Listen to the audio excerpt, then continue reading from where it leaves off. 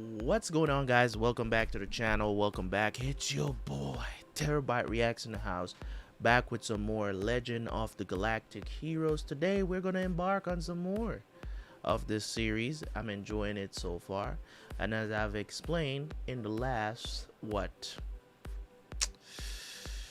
episode, I think it was the last review, I was telling you guys that, you know what I'm saying, sometimes these episodes are a bit slow, but I'm enjoying it nonetheless. I'm taking notes now of what's going on during the episode so that I can have a thorough review, because I noticed that there's a lot of dialogue in this show, and I've been doing that of lately with whatever I'm watching. If it's something that's not too straightforward and there's stuff that I need to remember, I will start writing it down. So yes, last episode was great. We learned so much more about, they basically caught us up on what's going on. Yang getting more promotions. We got a new Kaiser. It's just so much going on. So without no further ado, guys, we're gonna jump into episode 17 and 18. Hopefully you guys are here for the ride. Leave a like on the video. Let's get it. I know that intro wasn't it, but it's gonna have to stick.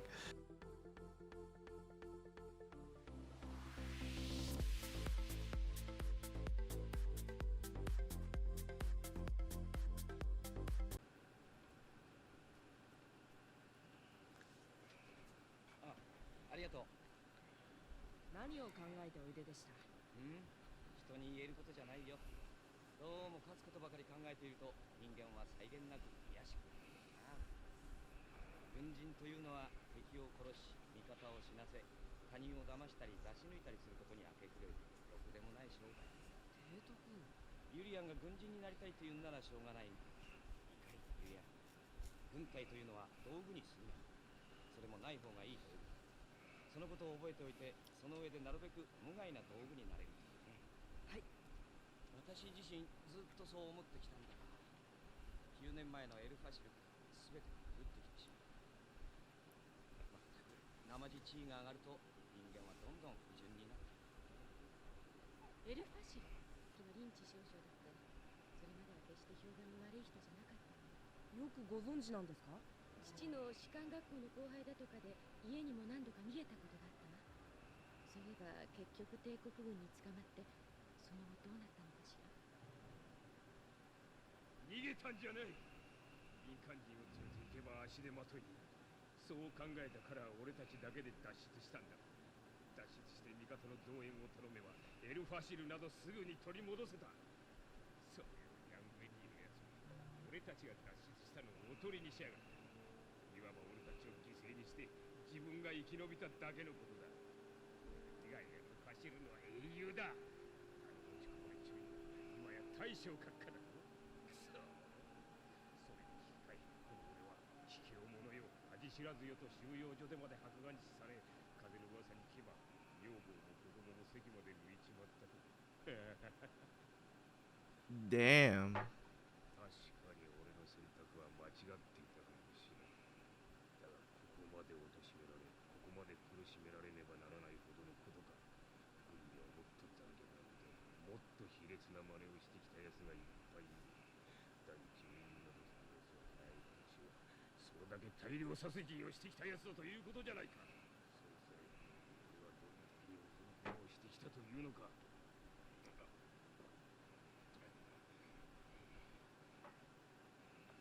This man has been a POW for how long?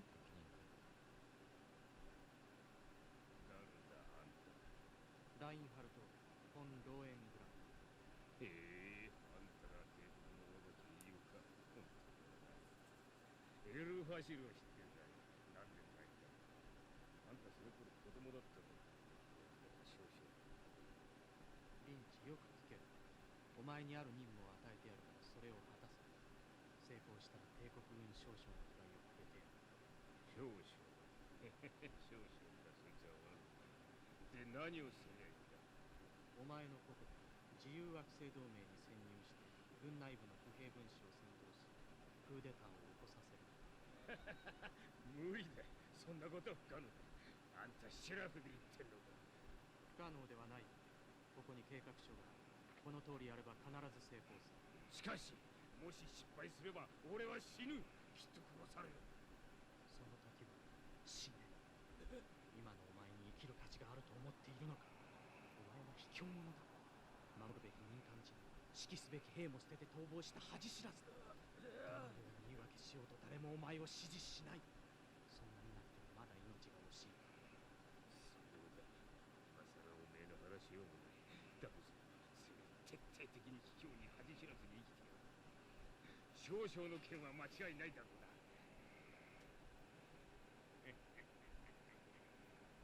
各キルヒアイス上級大将さあまり乗り気ではないように思いとしました。そんなことはない。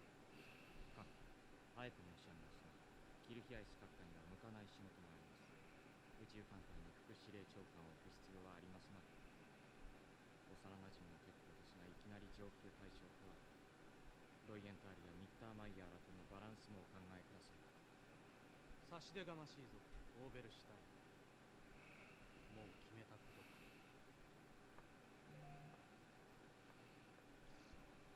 帝国のローエングラム元帥の中で双方が抱えている200万人以上の捕虜を交換したい。なんだってこんな時期に。捕虜交換っていうのは普通もうちょっと平穏な時期にやるもんでしょ。うさんくさいです。新しくエルウィン・ヨーゼフ2世が即位したのに合わせた恩赦です。なるほど。いや、多分それは表向きの理由で狙いは別にある。と言いますと。ローエングラム公はいよいよ貴族連合との武力構想に乗り出すことを決めたと。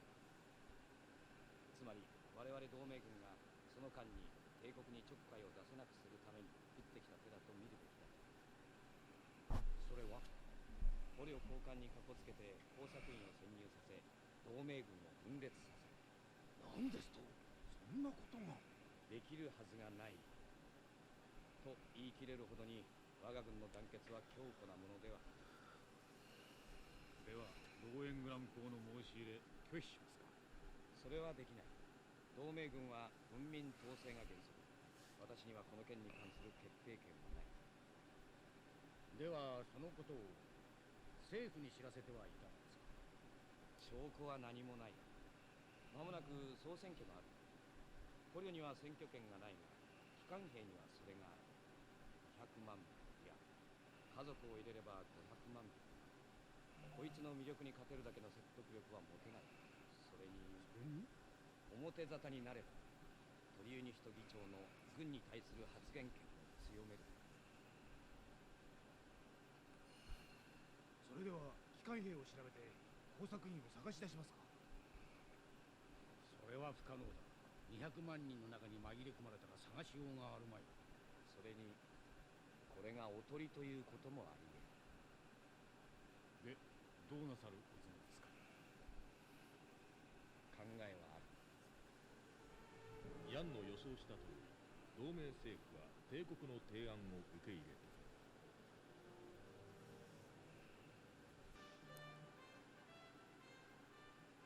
銀河帝国軍上級大将ジークフリード・キルヒアイスです。ヤン・ウェンディです。遠路ご苦労様です。ヤン閣下にはかねがねお会いしたいと思っていました。こういう形でお会いできている。さて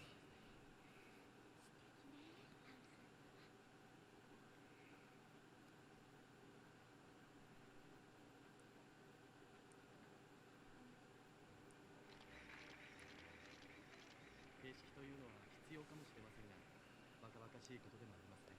ヤンです。同感です。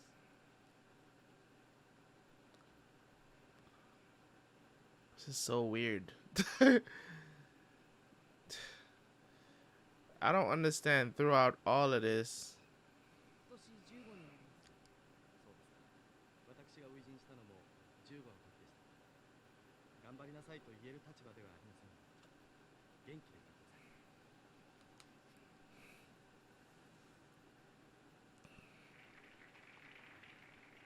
ほら、あんまり感激して帝国へ寝返んなよ。ジークフリード・キルヒアイス。感じのいい人でしたね。妙妙なもんだな。味方の政治家より敵の将軍に好感を持てる。あってな。ローエングラム公ラインハルト。近いうちにこの国でクーデターが起こる可能性があります。クーデター？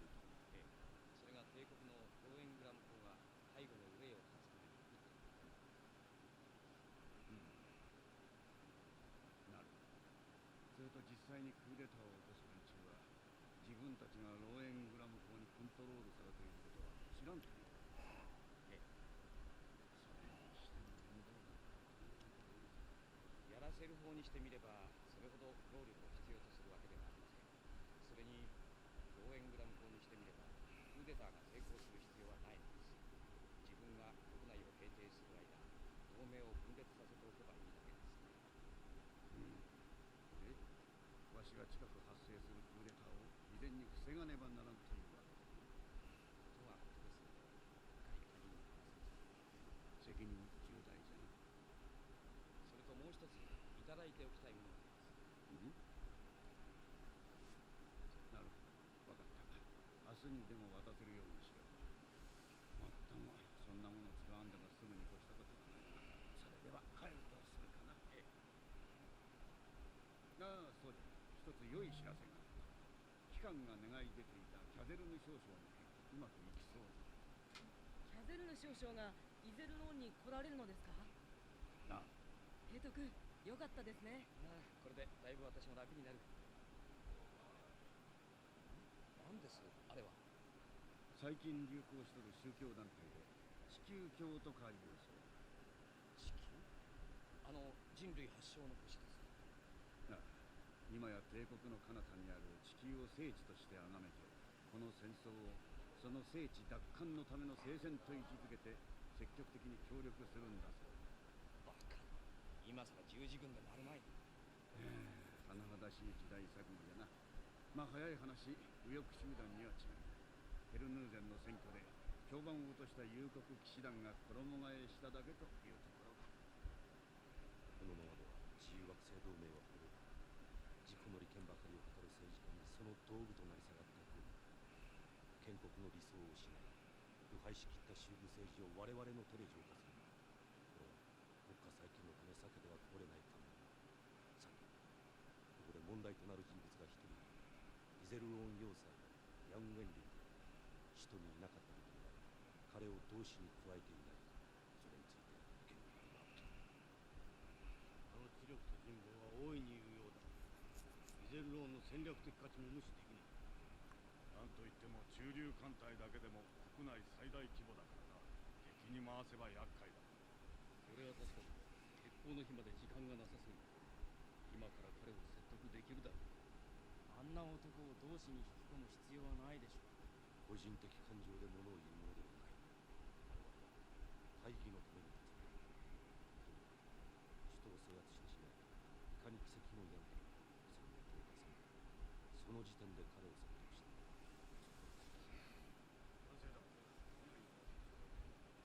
提案。同志の一人を送り込み、ヤンを監視させるべきです。もしヤンが我々に不利益な行動を取るようなら抹殺できる。これはいいかもしれない。危険な要素には手を打っておくに越したことはない。反対はいない。よかろう。今の提案を採用する。いい手を最後まで続けられるか。あとはお前らの力次第だ。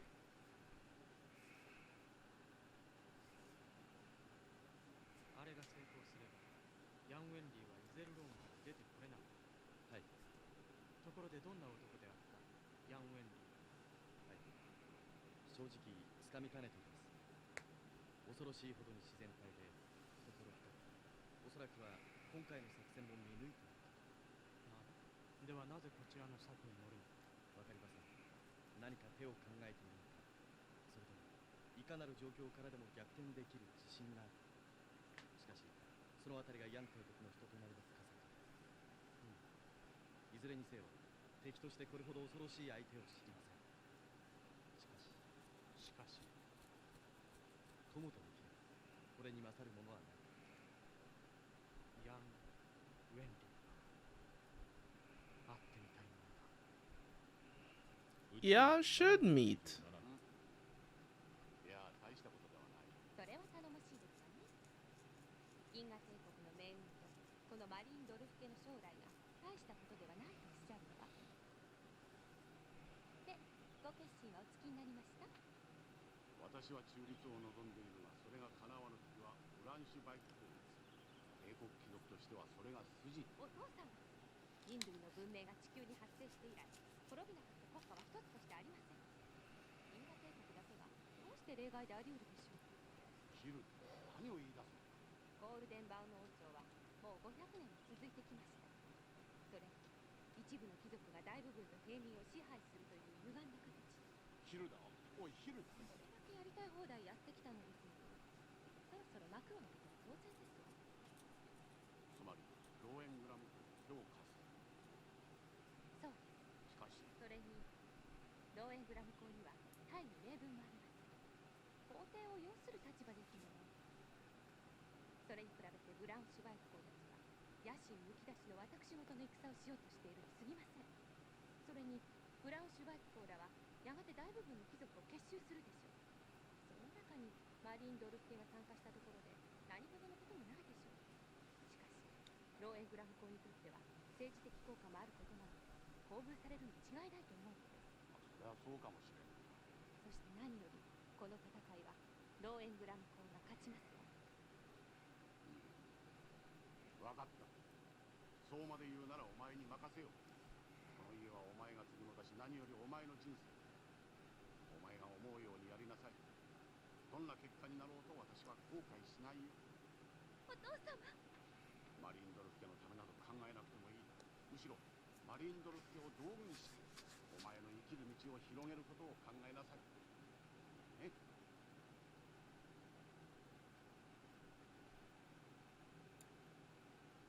ありがとうお父様。マリンドルフ家の命運を私に委ねてください。 Oh, that was her. 面白い時代に私を産んでください。ヒルデガルド・フォン・マリンドルフでございますか。キルヒアイスがいないのが残念だ。あれはマリンドルフ家とはいささか関わりがご存知かな。はい、もちろんです。昨年のカストロプ動乱では父を救い出していただきました。宣告までいたのだがちょうどすれ違いになってしまった。で、私にご用というのは？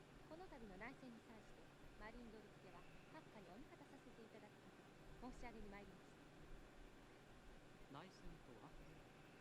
明日にでも起こるであろうブラウンシュバイク公大胆な人だ。たとえそうなったとして私が勝つとは限らないが、それでも私に味方してください。閣下はお勝ちになります。ブラウンシュバイク公とリッテンハイム公は一時的に手を結んだだけのことでお互いに協力しようとする意思にかけます。何より軍の指揮系統が一本化されていないのが致命的です。全体の兵力が閣下を上回ったとしても統一された閣下の軍の敵ではありませんでしょう。それに貴族の士官だけで戦争はできません。実際に戦闘するのは兵士たちです。平民や下級貴族の兵士たちが閣下とブラウンシュバイク公とどちらを支持するか火を見るより明らかではありませんか。見事な見識をお持ちだ。結構そういうことであれば私も味方は欲しい。マリンドルフ家はもちろんその口添えのあった家は厚く封することを約束する。閣下の寛大なお言葉をいただき私どもも知人演者を説得しやすくなります。何、せっかく味方してくださる。粗略なこともできない。もし私で役に立つことがあったら何なりと言ってもらいたい。遠慮はいらない。ではお言葉に甘えてお願いがございます。どうぞ。マリンドルフに家門と領地を安堵そう保証する公文書をいただきとうございます。公文書。よかろう。今日中に文書にしてお渡ししよう。ありがとうございます。マリンドルフ家は閣下に絶対の忠誠をお誓いします。期待させてもらおう。ところでフロイライン・マリンドルフ、あなたが説得してくださる他の貴族たちに対してもやはり同様の保証書が必要かな。それはそれぞれの家の者が考えることです。それに閣下がおやりになろうとしていることにそうしたものがたくさんあってはお邪魔でございましょう。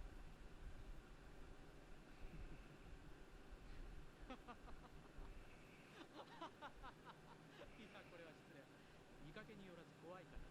フロイライン・マリンドル。ご無礼。閣下、不平貴族どもがやはり動き出しました。フロイライン・マリンドル。今日はお会いできて楽しかった。いずれ食事でもご一緒させていただく。では。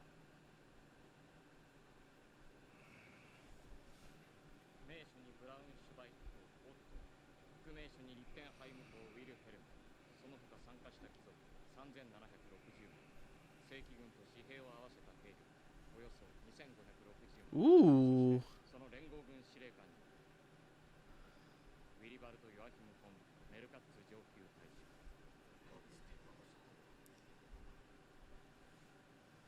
厄介なことになりました。メルカッツ帝国。実績人望ともに豊かな老練の名将ですが、ほほう、さすがにブラウンシュバイクを自ら指揮するのでは誰もついてこないというわけです。お断り申し上げたはずだ。このような無益な戦いが Damn, it's getting juicy. It's not. 公爵閣下にもローエングラム公にも破綻するつもりはござらん。何を言われる。無益とは心外か。兵は帝室への忠誠をいかに考える。なればこそ仮にも皇帝陛下に弓引くがお的所業に及ぶわけには参らん。それは一時のこと。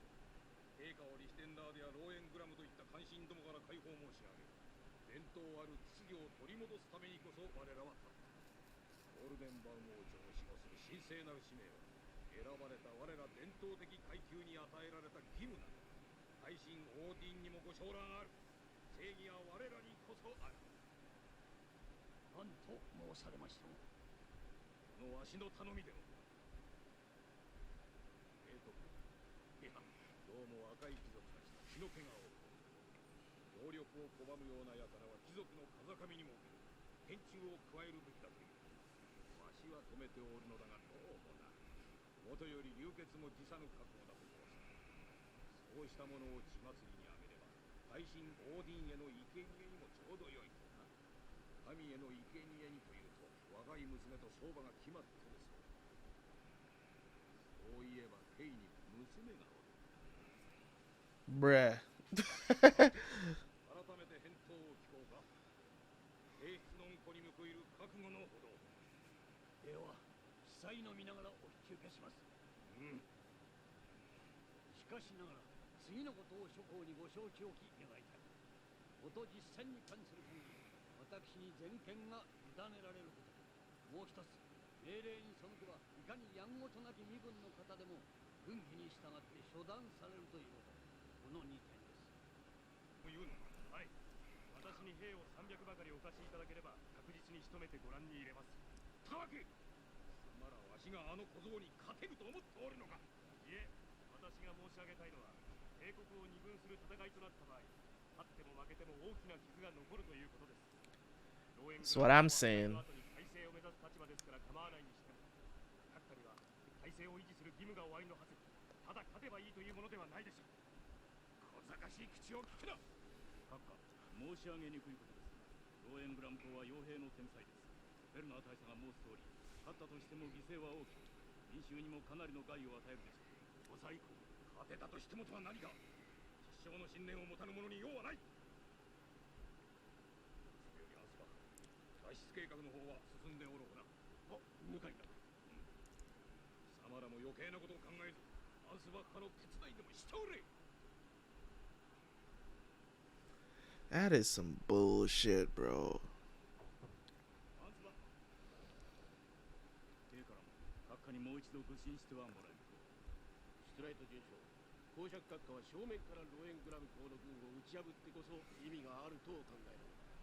それこそリッテンハイム公爵や他の諸侯に対して実力を示すことになる。そしてそれこそがこの戦いの次に来るであろうもう一つの戦いに勝つことにつながるのだ。暗殺では卑劣だと言われるだけだ。次の戦いね。それどころではないと思うな。こうなったら我々だけでやるしかない。兵を集める。It's like, it's one of those things.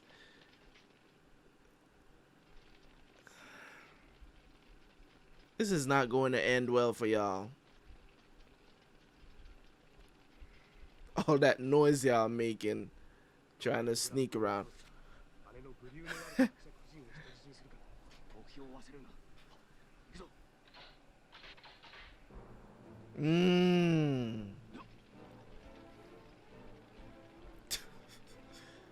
As if you could sneak up on.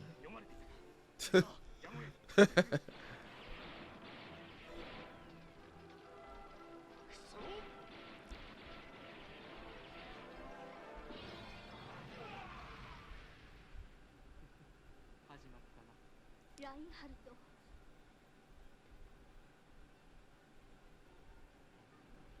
ご心配なく姉上。この館はキルヒアイスが直々に守備しております。心配はありません。私は元帥府に参らねばなりませんが、姉上はどうぞお休みになってください。How's she supposed to sleep? Gunshots going off outside, bombs. 確かシュトライト准将であったな。ケイは私を暗殺するようにブラウンシュバイク校に進言したそうで、事実だ。事実です。我が主君にそれが入れられていれば、今頃手錠をかけられているのはあなただったはずです。残念なことにしました。なぜそんなことを進言したのか。無用な戦乱で国を損ない民衆を損なうよ。たとえ一時の命を感受することになっても、その方が良いと考えています。殺すには惜しい男だ。通行証を出してやるから主人のもとへ行ってケイの忠誠を全うするがいい。できますね。オーディンにとどまることをお許しください。主人のもとへは行かぬのか。このまま主人のもとに行っても、なぜ助かったかを疑われるだけでしょう。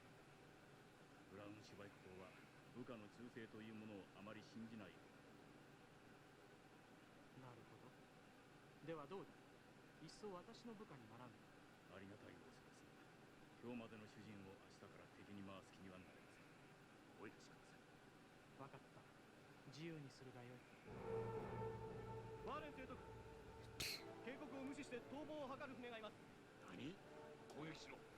だが最初は当てるなよ。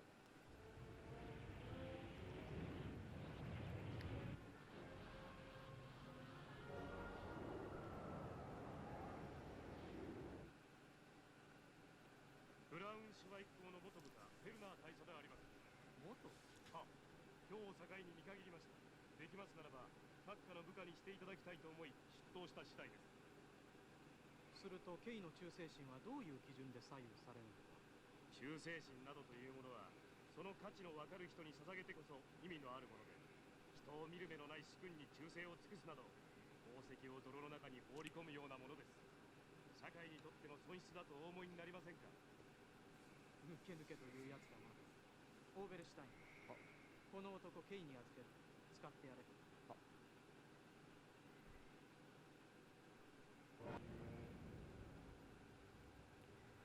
軍務省と統帥本部は抑えました。残念なことにブラウンシュバイク校とリッテンハイム校を取り逃がしています。Ah, damn it. リップシュタット盟約に参加した貴族3760名のうち625名の拘禁に成功しました。まずは満足すべき結果かな。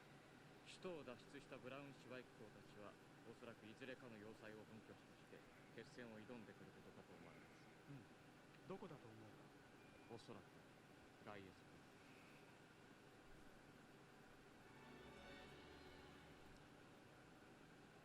オーベルシュタインの予測通り、リップシュタット連合軍はガイエスブルグ要塞に集結した。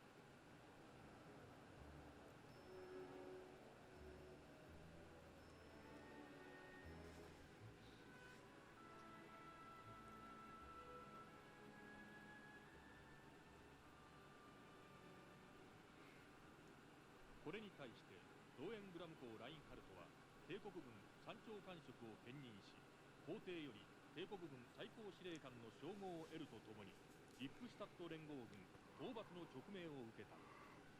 交渉？はあ、公文書に載せる敵の交渉を定めませんと。ああ。良い名がある。賊軍というのだ。賊軍でございますか。そうだ。そして帝国中に伝えろ。奴らには聞こえるように。お前らは賊軍だと。はっ。では行くぞ。賊軍の立てこもるガイエスブルグへ。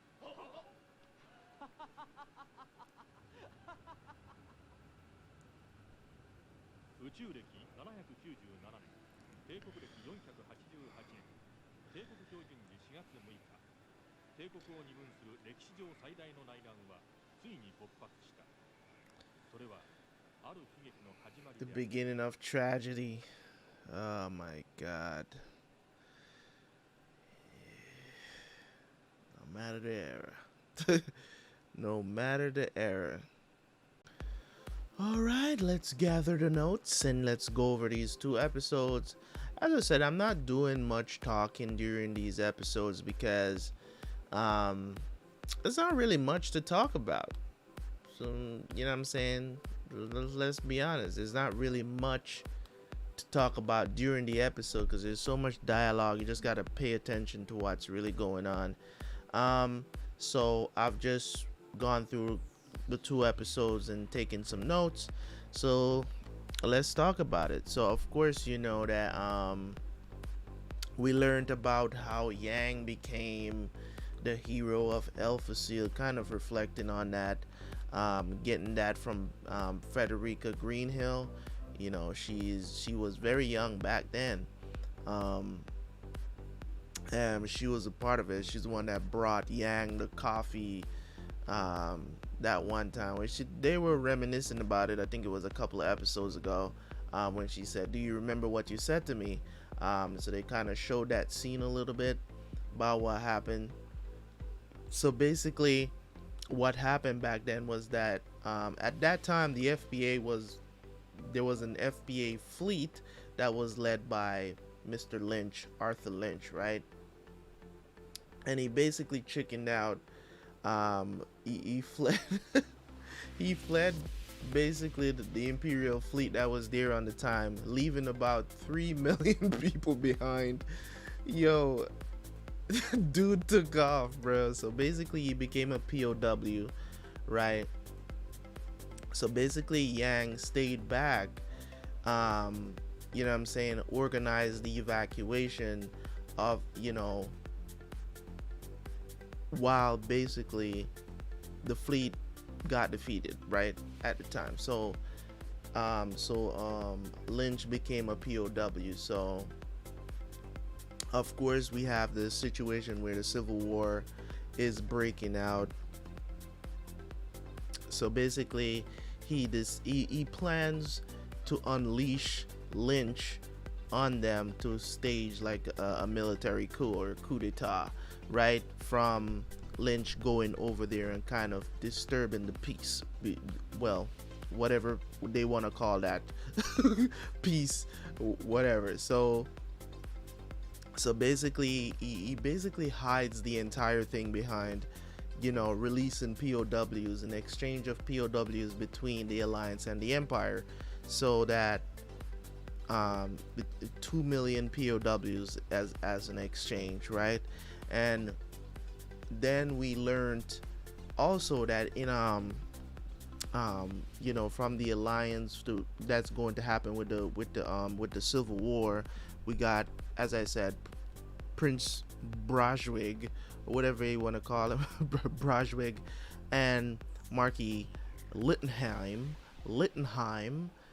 Basically, they're going to team up. They form their own group called the Lippstadt, whatever, the Lippstadt people, or whatever. So that's what they chose to call their little movement that they got going on. So they teamed up basically to overthrow the young emperor. So basically their plan is to kill the kid, right, and get rid of Reinhard in the process as well. So of course we got this new girl that came in, you know, from the Mariendorf family. She pledged her, I think her name was Hilda. If I'm saying her name wrong, let me know. But I think her name was Hilda Mariendorf. So she pledged her allegiance to Reinhard and say, hey, you got our family support, which is something that he actually needs, because there's like thousands of noble families in the Empire, which is not something I expected, to be honest. So basically she pledged allegiance to him, and of course we have the Lippstadt League Like, yo, every time I read it when I went back through the episode, I was like, why are you calling yourself a league? I guess you just had to give yourself a name, right? So they employed or recruited Admiral Merkatz to lead the military forces, command their military forces, so that to lead during the Civil War, right? So basically, Reinhard decided, hey, I'm going to strike first at these dudes. You know what I mean? Arrest a bunch of them, and they only caught, I think it was 300 and something out of the thousands of nobles. And of course, Brauschweig and Littenheim had to flee. They escaped and regroup back in the, I think, Geisberg. Hopefully I'm pronouncing this stuff right. The Geisberg Fortress. So that's where they at right now. So that's my notes for the 2 episodes. So because I know that I'm going to forget details. Very straightforward episodes. I don't have no issues with them whatsoever. So I mean, just looking at the contrast between the two places, it's unbelievable how both empires are struck. Like the empires, they're having a civil war right now, right? While Yang has to be dodging all these political situations that are going on, and he's just, you know, all these promotions and stuff like that. And the thing about what I like about Yang is that there's a lot of things that happen. He can see things coming, but he doesn't always have the power to actually negate any of these things. Like, he literally, like, the way how it is, and I think he has enough power now where he can actually act without being questioned. Because remember before, they were taking all of these L's and stuff because of these old commanders that just don't listen. You get what I'm saying? So now he's in a place of power where, you know, he can say, hey, this is what they're planning to do. This is more likely going to be a coup d'etat. You know, we should be very careful about how we smoke these people out. So I like the fact that he never takes anything at face value. There's always a strategy. And we know that it is a coup d'etat, but you have to find the people who's gonna do this. Amongst 2 million people, you know what I'm saying? It could be one person. How are you gonna find that one person out of 2 million? You know what I mean? You just gotta investigate very thoroughly, I guess, to get that answer. But for the most part, man, incredible. As I said, this story, you're not gonna hear me talking a lot. You're gonna see me make facial expressions and stuff like that, because there's nothing really going on right now. If I say something, it's more of like towards something that may have been said or something like that. But other than that, I'm not going to disturb the show. I'm just going to watch it, enjoy the dialogue, and then take notes after. Because a lot of the show is very dialogue heavy. Then you probably get an episode thrown in there if there's a battle going on. But for the most part, it's the political landscape of everything is what the show is all about. So I'm not really going to be talking a lot, but I will be talking a lot during my reviews, because going through everything that happened during the 2 episodes, and also just talking about what I expect or what I see happening, and just have my comments on what's happening and why it's kind of like with these princes, this prince and marquis or whatever that formed this. I laugh every time this league, this Lippstadt League or whatever they want to call themselves, it's the dumbest thing ever. You know what I'm saying? You're trying to go up against a guy that has all this power, and you feel like just because you can gather a bunch of weak ass people that usually when you hear about nobles and stuff like that, they don't know nothing about war. They don't know. You mean, and I mean, even Oberstein, I think it was Oberstein or Reinhard that was talking about it, and he was saying, what are they gonna do with all these weak ass people that can't do anything? Like, they don't have any military force. Well, they do, but they don't have any experience. You get what I'm saying? It's a bunch of young soldiers that don't know what the hell they're doing. And I just don't understand. You see somebody, you know, because they want to rise to power and get the throne or whatever the situation is, they will literally do the dumbest things ever to cost people their lives because, oh, my life is more important than y'all, so y'all gotta fight for me.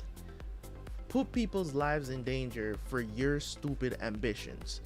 It's one of the most ridiculous things that, you know, plenty of times even us as civilians have to go through as well, where it's just like, not necessarily from a putting your life in danger perspective, but more of like putting your dreams on hold for somebody else's. You get what I'm saying? You know, they preach and they talk about, oh, when you get to a certain place in life, you know, you gotta let go and let God and all of this other stuff. Sometimes when you're working for people and they treat you like shit, but they still want you to show up to work the next day. You get what I'm saying? And some people will do that for half of their lives, 20, 30 years, just get treated like shit by a shitty boss, and they will never step out and be what they want to be. They put their entire life and dreams on hold because they don't feel like they can do better, because there's nobody to tell them, hey, do this instead. I'm gonna tell you guys this right now. If I was an emperor, if I was a noble, I would do what the girl did.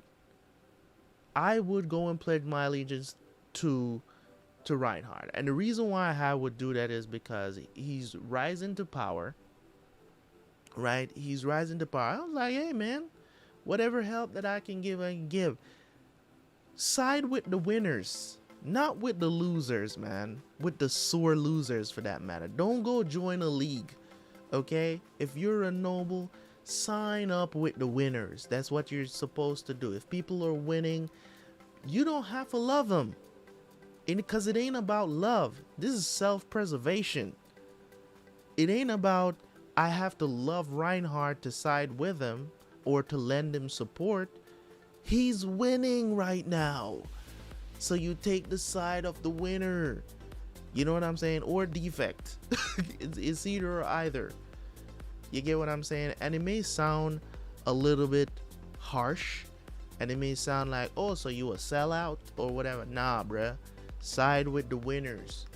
Side with, in life, you know what I'm saying? If you're winning, wouldn't you want other people to join you? And so that you, wouldn't you want more people to join and support so that we can all win together? That's what I believe in. You get what I'm saying? If you want to put it into more practical application here, I'll give you guys an example, right? Like me doing Twitch. If my subscribers don't show up, what's the sense of me doing Twitch? It's all about we all winning. We're all winning. We're all together. We're all enjoying ourselves. And whatever the situation, if you guys don't show up and watch me, it's moot. It doesn't work. I'm not gonna sit down and stream to 0 people. Like, I think I'm not trying to, you get what I'm saying? I've at some point, sometimes in life, you gotta hitch your wagon to somebody else. You get what I'm saying? So at some point in life, sometimes you gotta hitch your wagon to somebody. I don't know why I'm repeating that, but it's just how it is. Sometimes sometimes it's not about dragging somebody else down or anything like that, but sometimes you gotta really hitch your wagon to somebody else to get somewhere. And then when you get to that point, you can say, thank you, sir, for getting me to this level. Now I can exist on my own. You get what I'm saying? And sometimes people may look down on stuff like that. Listen, if it wasn't for a lot of people in life, I wouldn't be where I am today. I wouldn't be as successful as I am today. if it wasn't for other people. If it wasn't for other people. So as much as you want to say, oh, I'm self-made and blah blah blah and all of this other stuff, listen, somebody got you there. Somebody got you there. A lot of people don't like to give other people credit. They don't like to give other people credit. They don't like to when people steal their shine and all of this other stuff. Listen, man, remember where you came from. Remember the people who pushed you. It may just be one person just out the corner of their eye said something to you. And hey, man, thank your haters too, because they push you. Your haters are your supporters as well. It's not the good side of it, but it counts. I thank the people who looked down on me and said, you're never gonna make it in life because of this or whatever. You're lazy and all of this other stuff. I went through all of that. These people are, listen, man. Shout out to shout out to old girl, because she saw what she needed to see and she strategized. She saw that was the best way to go, and she chose the best side. Because the thing about it is this,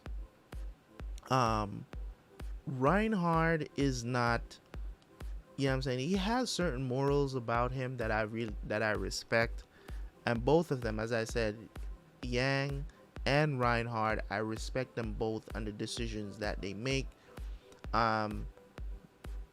You know, so I'm just looking forward to seeing how they're going to, how things are going to go with the Civil War. Of course, now they're going after them in at that fortress, so we're definitely going to get to see that. Sorry, I droned on for a little bit longer than usual there, but I do want to do thorough reviews for these episodes, because I don't know if the episodes are gonna, you know, you get what I'm trying to say.